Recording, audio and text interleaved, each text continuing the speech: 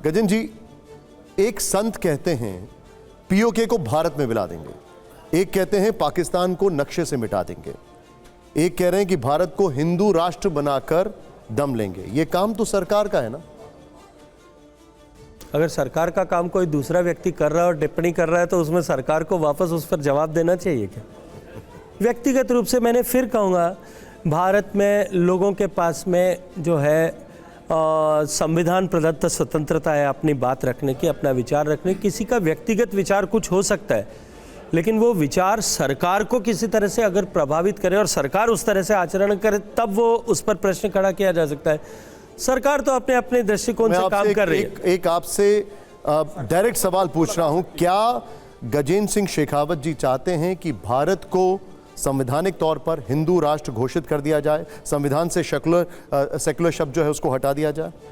देखिए, क्या मैं आपसे प्रश्न करता हूं कि क्या भारत के इस वर्तमान परिदृश्य में इस तरह करना संभव है और उसकी आवश्यकता क्या है? न तो उसकी आवश्यकता है और न वो संभव है। क्यों हम इस तरह का विमर्श खड़ा करना चाहते हैं? मैं आपसे फिर कहूंगा कि ये सारा दोष जो है, मैं जो है आपसे क्षमा मांगते हुए कहता हूँ, ये सारा दोष इस तरह की परिचर्चाओं को हम टेलीविज़न स्क्रीन पर दिखा करके इस विमर्श को, ऐसी जो है मानसिकताओं को प्रश्रय दे रहे हैं। क्यों नहीं हम इनसे बाहर निकल जाते? हम देश में चर्चा करें कि देश का भविष्य क्या है। क्यों नहीं हम इस बात पर चर्चा करें कि देश के युवा किस तरह से स्टार्टअप्स चला रहे हैं? क्यों नहीं हम इस बात पर चर्चा करें कि हम देश में किस तरह के वैज्ञानिक अनुसंधान और अन्वेषण पे काम हो रहा है?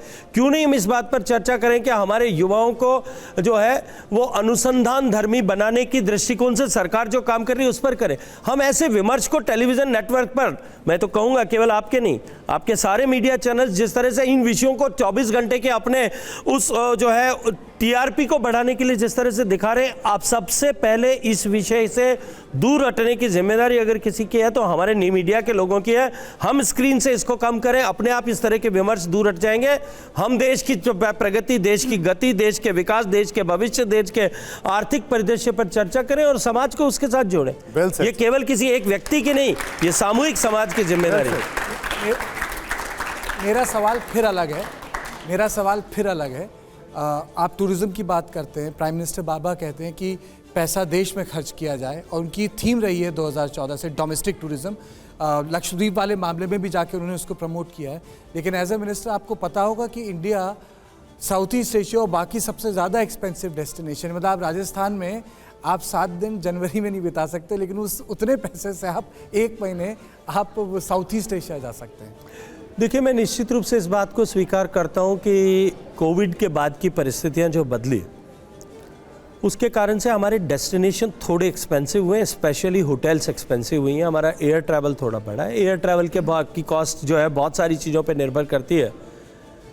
लेकिन मेरा इसके आपका एक रिवर्स क्वेश्चन भी है, क्या हमारे देश के जो है लोग जब देश की तुलना में जब साउथ ईस्ट एशिया के दूसरे देश कंपैरेटिवली जो है वो कॉम्पिटिटिव रेट्स ऑफर कर रहे हैं, क्या हमारे होटल्स खाली पड़े? क्या आपको राजस्थान में दिसंबर में, जनवरी में एक बार भी जाइए, किसी रूम में जगह मिलती है? इसका मतलब यह है कि हमारी डिमांड बढ़ी है। डिमांड इसलिए बढ़ी है कि हमारा डोमेस्टिक ट्रैवल जो है वो बेतहाशा बढ़ा है और हमारे डोमेस्टिक ट्रैवलर की स्पेंडिंग कैपेसिटी जो है वो बढ़ी है। मैं ट्रैवल इंडस्ट्री से जुड़ा हुआ रहा हूँ, मैंने होटल्स चलाए हैं। जब 90 के दशक में या 2000 की शुरुआत में हम होटल चलाते थे तो हम टूरिस्ट डेस्टिनेशंस के होटेलियर्स ये मानते थे कि हमारे यहाँ विदेशी सैलानी आने चाहिए बिकॉज दे आर गुड पे मास्टर्स।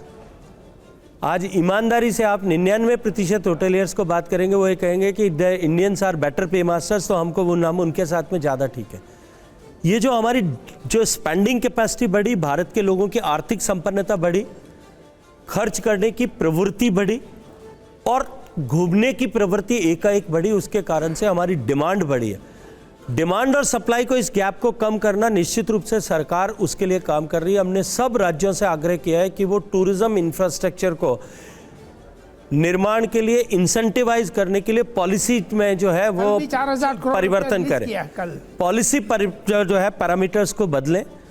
हमने पूरे देश भर के सब राज्यों की पॉलिसीज़ को टूरिज्म इंफ्रास्ट्रक्चर के डेवलपमेंट में जो प्राइवेट इन्वेस्टमेंट आए, स्पेशली होटल्स में, उसको लेकर के हमने जो है बेस्ट पॉलिसी को सारे देश के सब राज्यों की पॉलिसीज़ को इंटीग्रेट करके एक पॉलिसी बना करके आइडियल पॉलिसी सारे राज्यों के साथ में पिछले महीने की 27 तारीख को जब वर्ल्ड टूरिज्म डे था तब हमने सब राज्यों के साथ शेयर किए और मुझे प्रसन्नता है कि बहुत सारे राज्यों ने उसमें त्वरित गति से निर्णय भी किया। आज राजस्थान, उत्तर प्रदेश, मध्य प्रदेश, मेघालय, अरुणाचल, इनके सब के बीच में आंध्र प्रदेश, इन सब के बीच में कंपटीशन की स्थिति है कि कौन ज़्यादा इंसेंटिवाइज कर रहा है ताकि मैक्सिमम इंफ्रास्ट्रक्चर आए। जब नंबर ऑफ रूम्स बढ़ेंगे अपने आप जो है ये कॉस्ट कम हो जाएगी और कॉस्ट कम हो जाएगी तो अगेन हम कॉम्पिटिटिव हो जाएंगे।